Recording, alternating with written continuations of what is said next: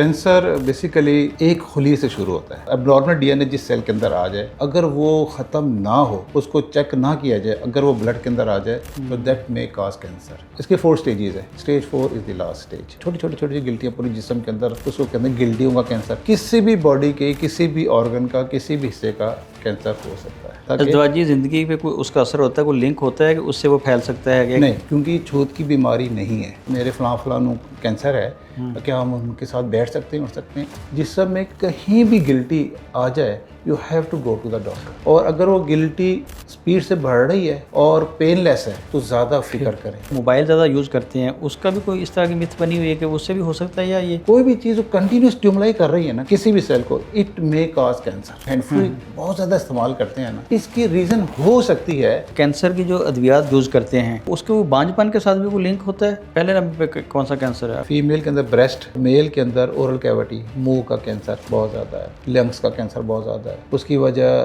Smoking है। एक बंदा है उसको कैंसर हुआ है, उसमें जो शरह अमवात होती है वो क्या होती है? उस लंग्स के अंदर तो इतना अच्छा नहीं है। अस्सलाम वालेकुम नाज़रीन, मैं हूं आपका मेज़बान इजहार अख्तर। आप देख रहे हैं जेपी डिजिटल। नाज़रीन, आज जिस शख्सियत को हमने स्टूडियो में दावत दी है, इनसे जानते हैं कि कैंसर जैसा जो मर्ज़ है वो पाकिस्तान में बहुत ज़्यादा फैल रहा है, इसकी वजूहत क्या हैं। तो हमारे साथ मौजूद हैं प्रोफेसर ऑफ ऑन्कोलॉजी म्यू hospital, professor doctor Nadeem Zia साहब। तो इनसे जानते हैं कि ये कैंसर है क्या और इसकी रोकथाम किस तरह से मुमकिन है। जी सर, अस्सलाम वालेकुम। जी वालेकुम अस्सलाम। सर, ये बताइएगा कि जो कैंसर बेसिकली है क्या ये और किस तरह से ये फैलता कैसे है? जी, सबसे पहले बहुत बहुत शुक्रिया आपने यहाँ पर मुझे मौका दिया। कैंसर बेसिकली एक खुली से शुरू होता है। ठीक होगा। इंसान के जिस्म में बिलियंस ऑफ खुलिए जो सेल्स होते हैं मौजूद होते हैं, और एक कुदरत के निज़ाम के साथ वो एक सिस्टम से चल रहे होते हैं। उसका एक सेल साइकिल होता है जिसके मुताबिक वो बनते हैं, फिर ख़त्म होते हैं, बनते हैं, फिर ख़त्म होते हैं। उसको कुदरत ने एक सिस्टम ऐसा दिया हुआ है कि जो नॉर्मल सेल है वो बॉडी के अंदर फ्लो कर जाता है और एबनॉर्मल सेल को ख़त्म कर दिया जाता है। ठीक है। उसको सिस्टम में कुदरत का ये बहुत नेचुरली होता है। जो उस डीएनए जिसके अंदर एबनॉर्मल डीएनए जिस सेल के अंदर आ जाए, अगर वो ख़त्म ना हो, उसको चेक ना किया जाए, अगर वो ब्लड के अंदर आ जाए तो दैट मे काज कैंसर। यानी एक खुली से शुरू होता है और फिर आस्ता आस्ता मल्टीप्लाई हो जाता है, मल्टीप्लाई होता है। और क्योंकि एक एबनॉर्मल सेल बन जाता है, उसका एबनॉर्मल डीएनए होता है, और वही एबनॉर्मल डीएनए आगे एबनॉर्मल बनते और इन सेल्स का ये है कि आम सेल के मुताबिक इनकी जो रेप्लिकेशन है, इनकी जो प्रोडक्शन है वो कई गुना ज़्यादा होती है। अच्छा, प्रोडक्शन भी ज़्यादा होती है। तेज़ ग्रो करते हैं ये आम सेल के मुकाबले में। तो that is the main reason कि कैंसर कैसे शुरू होता है और इसकी क्या वजूहात है। तो ये बेसिकली मल्टीप्लाई होते रहते हैं। ये मल्टीप्लाई आम सेल से बहुत ज़्यादा होते हैं। जिस तरह से नेचुरली वो ख़त्म हो जाते हैं, अगर अबनॉर्मल सेल हो तो ये ख़त्म नहीं होते, ये मल्टीप्लाई होते रहते हैं। और इनकी मल्टीप्लिकेशन के अंदर भी जो सेल बन रहे होते हैं वो भी एबनॉर्मल सेल होते हैं। यानी आम सेल की अगर स्पीड फ़र्ज़ किया, मैं आपको सिंपल बताता हूँ, अगर फ़र्ज़ किया उनकी स्पीड 20 है, 1 सेकंड में या 1 मिनट में या 1 घंटे में वो 20 बन रहे हैं, तो ये 100 बन रहे होते हैं, 200 बन रहे होते हैं। उनकी प्रोलिफरेशन बनने की स्पीड आम सेल से बहुत तेज़ होती है। तो इसके क्या फिर आगे जाके मतलब ये डिवाइड कैसे होते हैं? जैसे कहते हैं ना, लंग्स का कैंसर हो गया या ब्लड कैंसर हो गया, इसकी डिवीजन कैसे होती है फिर? ये किस तरह ये उसकी शेप में वो ढलती है? इसके tissue basically lung tissue, kidney है, ब्रेस्ट है, ब्लड है, सर से लेके पाँव तक इंसान के मुख्तलिफ टिशू। स्किन से शुरू होता है। स्किन के अगर सेल होगा तो स्किन का कैंसर होगा, लंग के टिश्यू को अगर होगा तो लंग का होगा, इसी तरह ब्रेस्ट के टिश्यू का होगा तो ब्रेस्ट का होगा। जिस ऑर्गन के सेल की एबनॉर्मल डिवीजन शुरू हो जाएगी वो कैंसर की शेप बना लेगी, और जिस एरिया का होगा, जिस ऑर्गन का होगा, हम कहेंगे फलां ऑर्गन का कैंसर है। ये बोन कैंसर है, ये ब्लड कैंसर है, ये ब्रेस्ट कैंसर है, ये ब्लैडर कैंसर है। तो उसकी वजह क्या है एबनॉर्मल होने की? मतलब जिसका भी हुआ, लंग्स में भी अगर हुआ तो उसकी वजह क्या है? उसकी रीज़न अब तक उसकी वजह जो है ये नहीं डिटेक्ट हो सकी। नहीं हो सकी। कि क्या रीज़न है कि ये सेल जिसने नॉर्मल जाना है ये साइकिल में से अब नॉर्मल क्यों हो जाता है? इसकी कोई रीज़न नहीं? इसकी अभी तक रीज़न डिटेक्ट नहीं हो सकी कि क्या रीज़न है। इस वजह से भी ट्रीटमेंट में भी ज़रा दुश्वारी का सामना करना पड़ता होगा। ट्रीटमेंट के अंदर तो बहुत एडवांसमेंट आ गई है, बहुत ज़्यादा एडवांसमेंट आ गई है। वो अब तो अमीनोथेरेपी, टारगेट थेरेपीज़ और बड़ी बड़ी जदीद मशीनें काफ़ी है। उसकी वजह से ये है कि तकरीबन कोई 30 to 35% ऑफ द कैंसर, जो कैंसर का एक खौफनाक नाम है ना, कैंसर के नाम से बंदा डर जाता है कैंसर, लेकिन इसमें अच्छी ये है बात कि 30 to 35% of the cancer curable है। क्योरेबल मुराद ये है कि शाफी इलाज हो जाता है। लेकिन वो उसकी स्टेज भी तो होती होगी ना, डिपेंड अपॉन द स्टेज। बहुत अच्छी बात, दो depend upon the stage. Early stage 1 या 2? हाँ, इसके 4 स्टेजेस है। ठीक है, stage 1, stage 2, stage 3, stage 4। Stage 4 is the last stage. Last stage. Stage 1 हम ये कहते हैं कि ऐसे ट्यूमर जो कि जिस ऑर्गन के अंदर आ रहे हैं उस ऑर्गन से उसको हम सर्जिकली रिमूव कर सकें आराम से, क्लियर मार्जिन के साथ। ब्रेस्ट के अंदर है 2 सेंटीमीटर का है और उसके बाद बगल में नहीं गया, कहीं और नहीं गया, एक एग्जांपल मैं दे रहा हूँ, और सर्जन ने उसको रिमूव कर दिया, मार्जिन उसके क्लियर हो गए, बाद में उसको कीमो रेडिएशन वगैरह दे दी, दैट इज़ स्टेज 1 और दैट इज़ क्योरेबल। किसी भी एरिया का स्टेज 1 क्योरेबल। ठीक है। स्टेज 2 उससे बढ़ गया, ये लिम्फ नोड में चला गया, उसके पास चला गया। स्टेज 3 उससे और दूर चला गया। अच्छा। स्टेज 4 ये है कि अपने ऑर्गन के अलावा किसी दूसरे ऑर्गन में भी चला गया, जैसे ब्रेस्ट के अंदर है और लंग में, लीवर में या बोन में चला गया। वो सारे अज़ा में जा सकता है, वो सारे अज़ा में भी जा सकता है। जहाँ जब ब्लड सप्लाई या लिम्फेटिक सप्लाई जा रही है खून की, वहाँ वो जा सकता है। तो वो फिर पॉसिबल नहीं रहता ट्रीटमेंट उसका। स्टेज 4 का फिर इसलिए पॉसिबल नहीं रहता कि you are not able to remove all the cancer from the body. एक एरिया से तो निकाल सकते हैं, वो जो मतलब इन्फेक्टेड एरिया है उसको निकाल सकते हैं। ठीक है। जो बॉडी में फैल गया तो वो निकालना मुश्किल है। तो इसकी इकसाम कौन सी है? जैसा देखा जाए ना कि ये ब्लड कैंसर हो गया है, लंग्स का हो गया है, फिर ये ब्रेस्ट कैंसर है, तो ये कितनी किस्म के इकसाम इसके अलावा भी हैं? और देखिए, इकसाम तो इसकी बहुत ज़्यादा है। हम इसको कैटेगराइज कर लेते हैं आसानी के लिए, 2 हिस्सों में कर लेते हैं। एक हिस्सा हम कर लेते हैं होम्योपैथिक, ठीक है, खून के कैंसर, खून के सारे। एक सॉलिड कैंसर, सॉलिड ट्यूमर्स, जो खून के कैंसर में इसमें ल्यूकीमिया नाम सुना होगा, क्रोनिक भी हो सकते हैं, एक्यूट भी हो सकते हैं। ठीक है। फिर लिम्फ नोड्स होते हैं बॉडी के अंदर, छोटी छोटी गिल्टियाँ होती हैं, खून के साथ साथ लिम्फेटिक सिस्टम चल रहा होता है, उसको कहते हैं गिल्टियों का कैंसर। छोटी छोटी छोटी गिल्टियाँ पूरी जिस्म के अंदर अच्छा, वो हज़ारों होती हैं, उसको कहते हैं लिम्फोमा। ये आ जाते हैं होम्योपैथिक ट्यूमर्स। दूसरा आ जाता है सॉलिड ट्यूमर, जो सॉलिड ऑर्गन है, बोन है, लीवर है, लंग है, गाल ब्लैडर है, ये पूरा GIT यानी कि पूरा आंतें हैं, स्टमक है, ब्रेस्ट है, ब्रेन है, ये सॉलिड ट्यूमर्स हैं। किसी भी बॉडी के किसी भी ऑर्गन का किसी भी हिस्से का कैंसर हो सकता है। अच्छा, इस कैंसर के बारे से मिथ पाई जाती है कि कुछ लोग ये कहते हैं कि ये इज़दवाजी तल्लक जो होता है उससे भी हो सकता है, और दूसरा जगह जो बियोप्सी है, अगर बियोप्सी करवाएं उससे हो सकता है, शुगर खाने जो मतलब लोग ज़्यादा शुगर इस्तेमाल करते हैं उनको भी हो सकता है। तो इसमें किस हद तक हकीकत है? बड़ा अच्छा सवाल, और इसका पब्लिक को अवेयरनेस देना बहुत ज़रूरी है। इस मिथ की वजह से ना बहुत सारे प्रॉब्लम्स क्रिएट हो रहे हैं, क्योंकि मुझे तकरीबन इस फील्ड के अंदर ऑलमोस्ट 30 साल हो गए हैं। जी सर। तो इसी मिथ से मैं बहुत सारे पेशेंट ऐसे देखता हूँ जो कि लेट स्टेज में आ रहे होते हैं, स्टेज 3 में, स्टेज 4 में। बहुत कम है जो अर्ली स्टेज के अंदर आ रहे हों। अच्छा, जैसे मैंने पहले आपको अर्ज़ किया था कि अर्ली स्टेज के अंदर पेशेंट आ जाए अगर, तो कैंसर क्योरेबल है फर्स्ट, लेकिन अनफॉर्चुनेटली फर्स्ट या 2 में आ जाए तो क्योरेबल है। अनफॉर्चुनेटली हमारे पास पेशेंट आता ही 3-4 स्टेज के अंदर है। ये इस मिथ की वजह से जो आपने सवाल किया है। क्या रीज़न इसकी? अब रीज़न ये है कि हमारे यहाँ ये बहुत गलत फहमी या गलत ये बता दिया जाता है कि अक्सर जो हमारे ख़ास तौर पर रूरल एरियाज़ के अंदर, गाँव में, देहातों में, कि किसी को कोई गिल्टी निकल आए, कोई इस तरह हो जाए, तो उसको मना करते ना, बेबी अनु लोहा ना लवाना, फैल जाएगा, बच जाएगा। रॉन्ग, गलत कंसेप्ट है।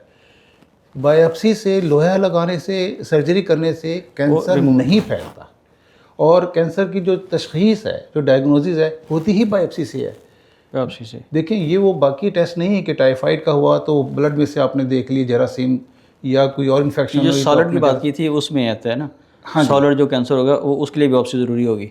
दोनों के लिए, दोनों के लिए। ब्लड कैंसर के लिए ब्लड की वो ब्लड से हो जाती है, वो तो ब्लड से हो जाती है। ब्लड ले लेते हैं और उसमें भी बोन मैरो बायोप्सी की ज़रूरत पड़ती है। अच्छा, बोन मैरो, ठीक है। लेकिन स्पेशली आपकी बात बहुत सही है कि सॉलिड के लिए तो आपके पास डायग्नोसिस इसके अलावा हो ही नहीं सकती। बायोप्सी आपने उसका सेल निकाल के माइक्रोस्कोप के अंदर नीचे रख के देखना है कि नॉर्मल है कि अब नॉर्मल सेल है। अच्छा, वो माइक्रोस्कोप से नजर आ जाता है? माइक्रोस्कोप में अब नॉर्मल सेल का पता लग जाता है। अच्छा, ठीक है, ठीक। उसकी वो साइटोप्लाज्म और इस तरह की साइंटिफिक चीज़ें हैं, वो ज़रा ज़्यादा हो जाएंगी, तो मैं नॉर्मली बता रहा हूँ कि इस माइक्रोस्कोप से पता लग जाता है। और ये मैं समझता हूँ कि अलमिया है कि हमारी जो मिथ है उसकी वजह से हमारी स्टेजेस पेशेंट की बढ़ जाती हैं। दूसरी आपने बात की कि शुगर के साथ, शुगर के साथ इसका कोई ताल्लुक़ नहीं है। बहुत सारे मरीज़ वो शायद मुख्तलिफ चैनल्स पे ये देख लेते हैं कि चीनी खाने से वो जो ना ट्यूमर बढ़ रहा है और शुगर जो है वो ट्यूमर की तरफ खींच रही है। इस तरह के जो मिसकंसेप्शन की हुई है रॉन्ग है। नहीं, उसका कोई ताल्लुक चीनी का कैंसर के डायरेक्ट कोई ताल्लुक नहीं, कोई स्टडी नहीं, कोई इस तरह की वो चीज़ नहीं है। तीसरा आपका सवाल था अज़दवाजी कि क्या अज़दवाजी आपका सवाल में था कि अज़दवाजी ज़िंदगी पे कोई उसका असर होता है, कोई लिंक होता है कि उससे वो फैल सकता है कि नहीं, जिस तरह अज़दवाजी ताल्लुकात से इसका फैलने का कोई एविडेंस नहीं है कि अज़दवाजी ताल्लुक, क्योंकि छूत की बीमारी नहीं है, ये ऐसा वायरल नहीं है। नहीं, वायरल तो अनदर इन्फेक्शन ना। ये अक्सर ये वो सारी चीज़ें हैं जो पेशेंट मुझसे पूछते हैं, और मैं ये चाहता हूँ कि आपके चैनल के वास्ते से जो है ना, मैं ये लोगों को ये अपना मैसेज पहुँचा दूँ, इससे शायद कई लोगों का भला हो जाए। ये बहुत अच्छी बात है। कई लोगों का भला हो जाए, क्योंकि ये एक एक को बताना मुश्किल है। आपका चैनल इतना चलता है और इतने लोग उसको देखते हैं, मेरे एक ही जुमले से हो सकता है हज़ारों लोगों में मुस्तफ़ीद हो जाए इसके। तो इसमें यह है कि अक्सर लोग मुझसे आके ही पूछते हैं कि मेरे फलां कैंसर है, क्या हम उनके साथ बैठ सकते हैं, उठ सकते हैं, बैठ सकते हैं, उठ सकते हैं, उसका जूठा खा सकते हैं, उसका जूठा पानी पी सकते हैं, उसके साथ नॉर्मल ज़िंदगी जैसे हम बाकी सारे बहन भाई माँ बाप बीवी बच्चे गुजार सकते हैं। ये छूत की बीमारी नहीं है, ये छूत से नहीं लगती। अज़वाजी ताल्लुकात जो है उससे भी नहीं लगती। और आपने सवाल किया क्या इसके कैंसर के मरीज़ जो अज़वाजी ताल्लुकात रख सकते हैं? रख सकते हैं। उसमें जैसे ब्रेस्ट कैंसर की है, अगर उसको वो रेडिएशन लग रही है या कीमो वगैरह लग रही हैं, तो उसमें भी मतलब उसके लिए कोई इशू तो नहीं होता ना, जब आपने नहीं होता। देखिए, इसमें ये है, अगर वो पेशेंट है ब्रेस्ट का, फीमेल है, उसको रेडिएशन हो रही है, तो रेडिएशन जितनी देर हो रही है, जो ही रेडिएशन का स्विच बंद हुआ, रेडिएशन ख़त्म हो गई। ये बिल्कुल असरात वगैरह कोई उसके नहीं है। ये उस बल्ब की तरह है कि जितनी देर उसको रेडिएशन लग रही है तो लग रही है, लाइट ऑफ की, रेडिएशन ख़त्म हो गई, उसके अंदर उसके सेल में चलेगी रेडिएशन, लेकिन वो बाहर नहीं निकलेगी, किसी और को नहीं लगेगी। अगर वो पेशेंट हेल्दी है, कंफर्टेबल है और फिट है, तो वो अपनी अज़वाजी ज़िंदगी बड़े आराम से वो गुजार सकता है। मेल या फीमेल दोनों? मेल या फीमेल दोनों। ठीक हो। अच्छा, ये बच्चों के वजह से वो सुना है, या आम अडल्ट भी, कि जो मोबाइल ज़्यादा यूज़ करते हैं उसका भी कोई इस तरह की मिथ बनी हुई है कि उससे भी हो सकता है, या ये रियलिटी है मोबाइल ज़्यादा यूज़ करने से कैंसर? देखिए, एक चीज़ है, इंग्लिश में एक मुहावरा है कि excess of everything is bad. ठीक है, वैसे तो उसके बहुत दूसरे असरात आते हैं बहुत ज़्यादा इस्तेमाल करने से, लेकिन अभी तक कोई ऐसी स्टडी नहीं है कि मोबाइल फ़ोन के ज़्यादा इस्तेमाल से कैंसर हो सकता है। हाँ, देखिए, कैंसर की कुछ रिस्क फैक्टर्स हैं। कोई भी चीज़ कंटिन्यूस स्टिमुलाई कर रही है ना, कंटिन्यूस स्टिमुलाई कर रही है किसी भी सेल को, it may cause cancer, it may cause cancer, जो कंटिन्यूस स्टिमुलाई कर रही है। जैसे कुछ वर्कर हैं जो केमिकल फैक्ट्री में काम करते हैं, उनको क्योंकि केमिकल का एक्सपोजर बहुत ज़्यादा है, उनको हो सकता है। अब जैसे नागासाकी हिरोशिमा के अंदर जो न्यूक्लियर बम गिराए गए थे, उसके रेडिएशन के असरात बहुत अरसे तक रहे, जिनका उनको एक्सपोजर हुआ उनको बाद में भी कैंसर होता रहा। अच्छा। इसी तरह जो लोग ऐसी जगह पे काम करते हैं जिनका कंटिन्यू स्मोक के साथ एक्सपोजर है, उनको हो सकता है। वो जो लेबर है, यानी कि जो मजदूर काम कर रहे हैं फैक्ट्रियों के अंदर, इसका मतलब उनके अंदर ये रिस्क ज़्यादा है। हाँ, रिस्क ज़्यादा है, उनको उनमें हो सकता है। ज़रूरी नहीं है, लेकिन as compare to general public उनका रिस्क ज़्यादा है, क्योंकि कंटिन्यू एक्सपोजर उसके साथ हो रहा है।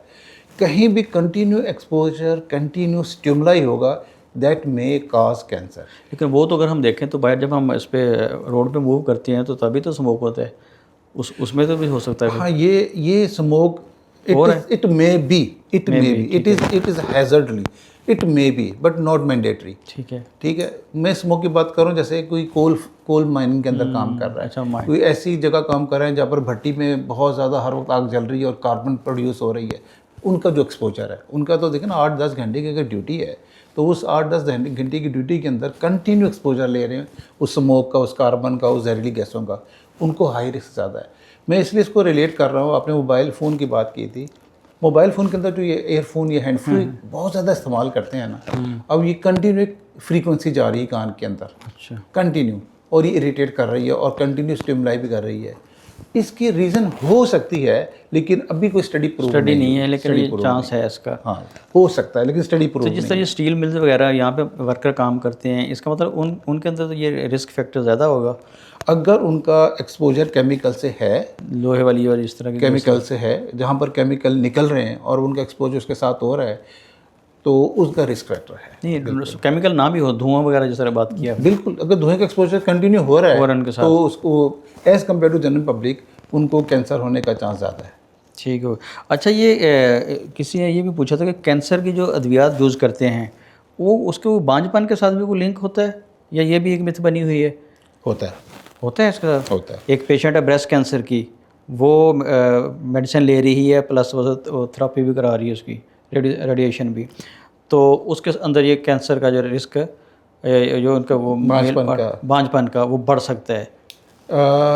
होता है। मैं आपका जो सवाल है कि क्या कीमोथेरेपी से भांजपन हो सकता ऐसे है, ही? इसका जवाब है हो सकता है, अच्छा, लेकिन ये ब्रेस्ट कैंसर में नहीं है।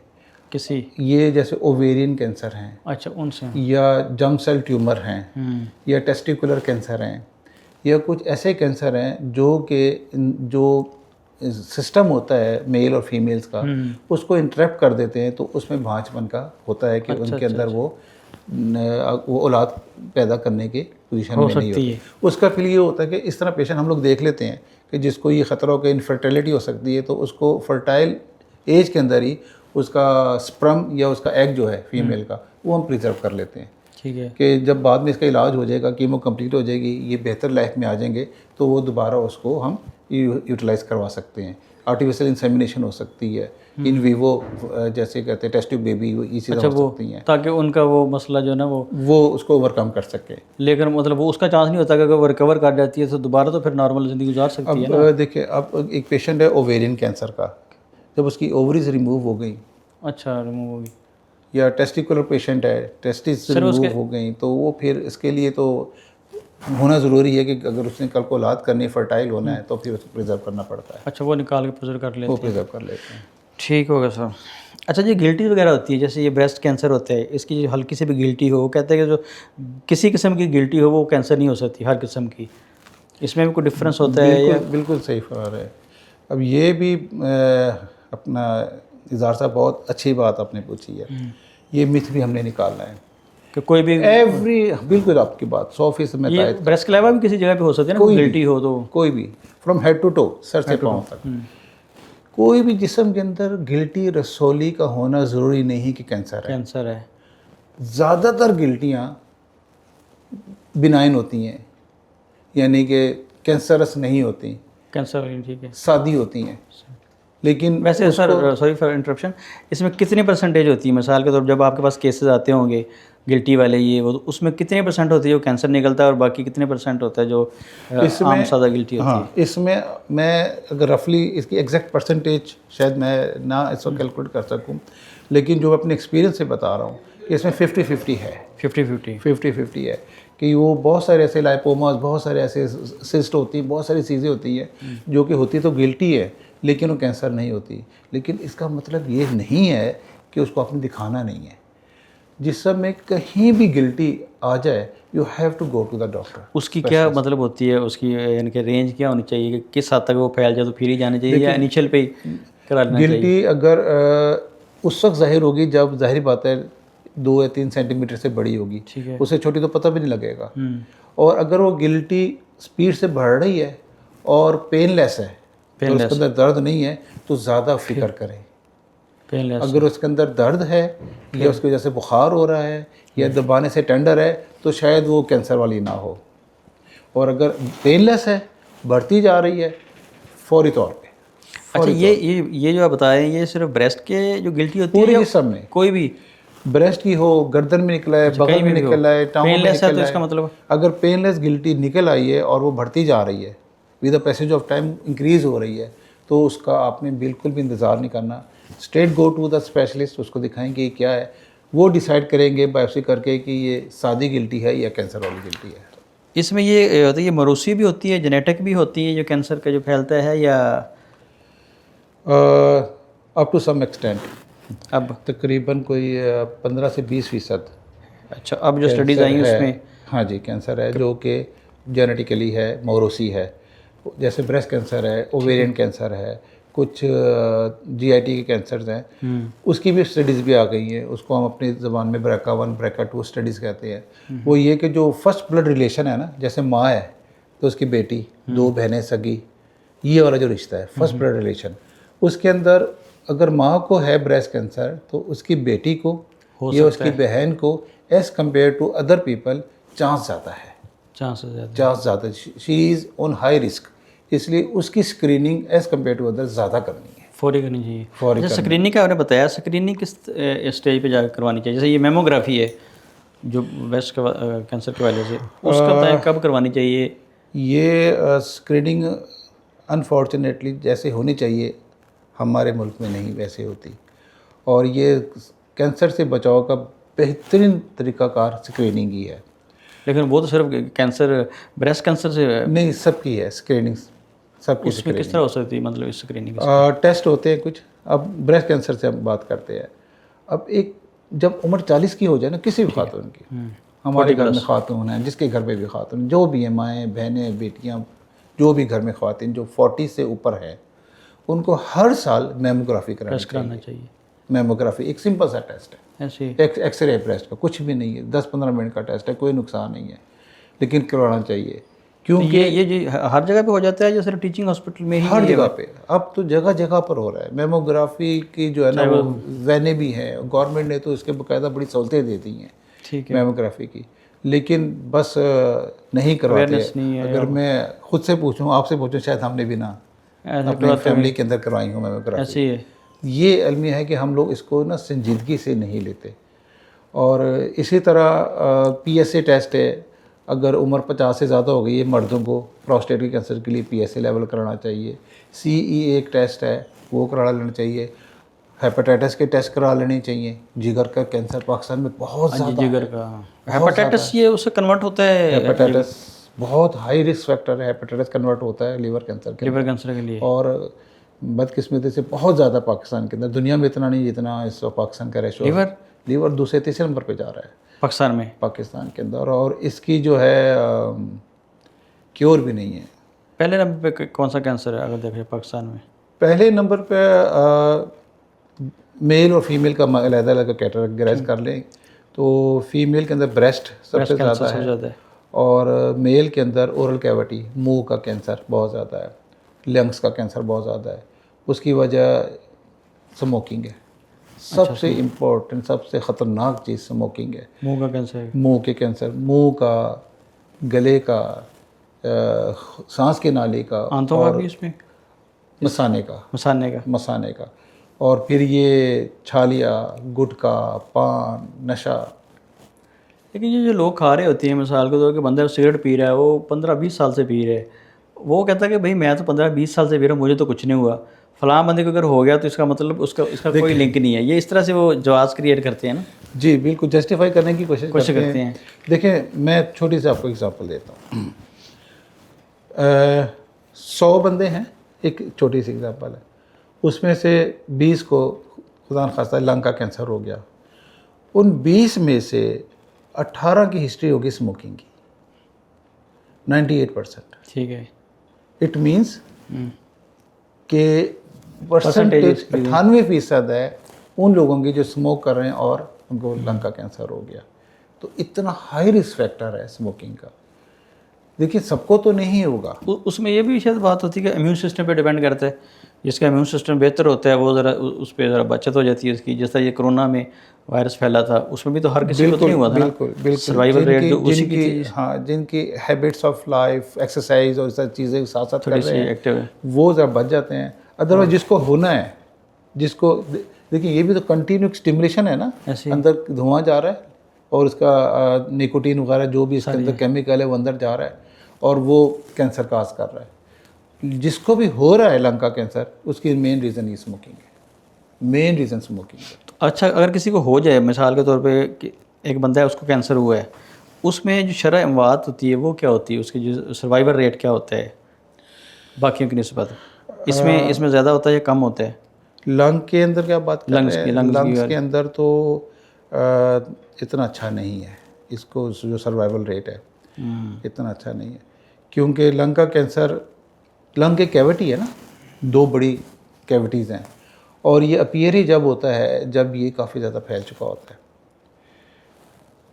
इसके मुकाबले में जो ब्रेस्ट का कैंसर है वो ऊपर ही पड़े हुए हैं, ब्रेस्ट स्किन के ऊपर, यहाँ पर उसको गिल्टी महसूस हुई, खातून ने देखा भी गिल्टी है, उसने चेक करवा लिया, अर्ली डायग्नोज हो गया, ट्रीटमेंट हो गया, सर्जरी होगी, पेशेंट ठीक हो गया। और लंग वाला जो है उसको कफ चल रही, खांसी चल रही, महीना हो गया, 2 महीने हो गए, 3 महीने हो गए, वो कह रहा है खांसी, कभी कफ सिरप पी रहा है, कभी वो जुशांदा पी रहा है, कभी कोई चीज़ पी रहा है, उसके बाद खांसी के साथ खून आना शुरू हो गया, उसका कह रहा है टीबी हो रही है। इस तरह करते करते मैं टाइम मेरा एक्सपीरियंस है, हाँ, उसका टाइम 6 से 7 महीने ज़ाया हो जाता है। तो वो जो टाइम ज़ाया होता है इसके दरमियान फैल चुका होता है। इसमें कैंसर के अंदर इज़हार साहब टाइम बहुत इंपॉर्टेंट चीज़ है। Early detection, complete diagnosis and complete treatment. उसमें तो प्रोमिनेंट हो जाता है ना, क्योंकि ब्रेस्ट कैंसर है, खातून को गिल्टी फील सामने हुई, है, हाँ। थोड़ी हल्का डाउट हुआ। हाँ। अब जिस तरह बता रहे हैं उसमें डाउट वाली तो बात है, वो समझते हैं कि ये खांसी आम रूटीन में है। ये 3-4 इस तरह के ट्यूमर्स हैं। लंग का हो गया, जो कि डायग्नोज होते होते आते आते लेट होता है, लेट हो जाता है। लीवर, उसके अलावा ओवरीज का या जो बच्चेदानी का होता है, क्योंकि वो कैविटी से ज़्यादा होती है, उसमें जो ख़वातीन के होते हैं कि उसमें मेंसेस में फ़र्क है, उसकी जो माहवारी इसके अंदर फ़र्क बढ़ जाता है, या जो जो ख़वातीन हैं जिनको पोस्ट मेनोपॉज़ल है, माहवारी बंद होगी दोबारा शुरू हो जाती है, या जिनकी माहवारी चल रही है उनकी बहुत ज़्यादा हो रही है, ब्लीडिंग बहुत ज़्यादा हो रही है, वो पहले गायनेकोलॉजिकली सारी चीज़ें करते तो ये लिंक है उसके साथ, ये लिंक है ना कैंसर के साथ, उसके साइन सिम्टम्स हैं। अच्छा, इसके साइन सिम्टम्स हैं कि उसको लोअर एब्डोमिनल पेन, पेल्विस में दर्द हो रही है, मुसलसल दर्द हो रही है, उसको पेन किलर ले रही है लेकिन दर्द उसको हो रही है। नहीं, कितना अर्सा तक वो मतलब होती रहे तो उसको फिर चेकअप कराना चाहिए या इस तरफ जाना चाहिए? देखिए, पेन का एक है, अगर एक किसी भी बंदे को 4, 5, 6 दिन, हफ्ता पेन हो रही है और पेन किलर लेने के बावजूद भी हो रही है, तो उसको फौरी तौर पर अल्ट्रासाउंड में तो कोई इशू नहीं है, अल्ट्रासाउंड करवा लें फ़ौरन। CA-125 एक टेस्ट होता है, वो करवा लें। लेकिन ये होता है कि हमारी ख़वातीन, क्योंकि शाइनेस की भी वजह है, दूसरा अप्रोच होने की भी वजह है, तो वो उसको डिले कर देती है। पहले गायनेकोलॉजिकल प्रॉब्लम्स देखती हैं कि शायद कोई ज़िचका बच्चा का मसला तो है, वो गायनेकोलॉजिस्ट को इसी की नहीं समझ लगती कि गायनेकोलॉजिकल शुरू में देखिए स्टार्ट में तो हर पेशेंट का ये नहीं पता लगता ना कि कैंसर है, वो ये समझते शायद इसको गायनेकोलॉजिकल प्रॉब्लम है। ठीक है, क्योंकि वो ज़्यादा है ना, पहले उसने टाइम ज़ाया किया है, फिर गायनेकोलॉजिस्ट उसमें ट्रीटमेंट शुरू हुआ, उसमें भी टाइम लगा, क्योंकि एक कैविटी है ना, एक बड़ी जगह है उसके अंदर। अच्छा, जब वो उसका कोई मैस फील होता है, कोई रसौली फील होती है, तो देर हो चुकी होती है। इसमें फिर स्क्रीनिंग आ गई स्क्रीनिंग कि अगर इस तरह कोई मसला हो रहा है तो फौरी तौर पे जाकर अल्ट्रासाउंड करें। अल्ट्रासाउंड में कोई अल्ट्रासाउंड में कैंसर आ सकता है? ये अल्ट्रासाउंड में कैंसर नहीं आएगा, लेकिन रसौली का पता लग जाएगा के अंदर रसौली है, इसको ओवरी में या ये चीज़ बड़ी हो रही है नॉर्मल से, इसका साइज़ जितना होना चाहिए उससे बहुत बड़ा होता जा रहा है, यहाँ पर सिस्ट आ रही है, ये रसौली आना शुरू हो गई है, काफ़ी कुछ पता लग जाए। नहीं तो सर, ये तो एहतियातन जो गायनेकोलॉजिस्ट के पास जाती है खातून, ये तो उसको एहतियातन पहले ही करवा लेना चाहिए फिर। हाँ, करती हैं गायनेकोलॉजिस्ट जो अच्छी होगी वो, बिल्कुल वो करते हैं, अच्छी और प्रैक्टिस होगी जिनके अंदर कोई सस्पिशन होती है कि वो पहले अल्ट्रासाउंड करवा ले, हाँ, सस्पिशन, ताकि वो क्लियर हो जाए कि ये ऐसा कोई मसला नहीं है, हाँ वो क्लियर। फिर और फिर उसमें ये है कि देखिए, अगर ओवरीज का, बच्चेदानी का या ओवरीज का कैंसर होना, उसके सर्जरी हो जो ठीक हो जाता है। ठीक है, अगर वो फैले ना, ओवरी तक रहे, ठीक हो जाता है, रिमूव कर देते हैं, रिमूव कर देते हैं। ठीक है सर। हाँ जी सर, बहुत शुक्रिया, आपने हमारे लिए वक्त निकाला जहान पाकिस्तान के लिए। तो एक मैसेज होता है, वो आप क्या देना चाहेंगे जो हमारे नाजरीन हैं कैंसर के वाले से, तो वो ज़रा एक। जी, आपका भी बहुत बहुत शुक्रिया, आपने मुझे मौका दिया, और इस चैनल के ज़रिए, इस प्लेटफॉर्म से मैं ये जनरल पब्लिक जो है उनको ये मैसेज दूंगा कि early detection, early diagnosis is the success of the key. यानी कामयाब इलाज के लिए अगर क्योरेबल इलाज होना है तो ये है कि जल्दी इसका तशख़ीस हो जाए और इस पर डिले ना करें, किसी मिथ में ना पड़ें। ये नहीं कि ये नहीं करना, लोहे नहीं लगवाना, बायोप्सी नहीं करनी। अगर कोई जिस्म में रसौली आ गई है और ख़ुद से ये नहीं सोचना कि शायद ये आम रसौली है, कैंसर रसौली है, डॉक्टर के पास जाएं, किसी स्पेशलिस्ट के पास जाएं। इवन आपके घर के पास, मोहल्ले में, गली में कोई भी डॉक्टर, MBBS डॉक्टर कोई हो, उसके पास जाएं, उसको दिखाएं, उसको बताएं और वो फिर डायग्नोस करके देख के बताएगा कि क्या ये आम रसौली है या कैंसर वाला रसौली है। जी नाजरीन, आपने इंटरव्यू मुलाज़ा फरमाया प्रोफेसर डॉक्टर नदीम ज़िया साहब का। उम्मीद करता हूँ कि आपको पसंद आया होगा। नेक्स्ट इंटरव्यू तक अपने मेज़बान इजहार अख्तर को इजाज़त दीजिएगा। अल्लाह हाफिज़। पाकिस्तान जिंदाबाद।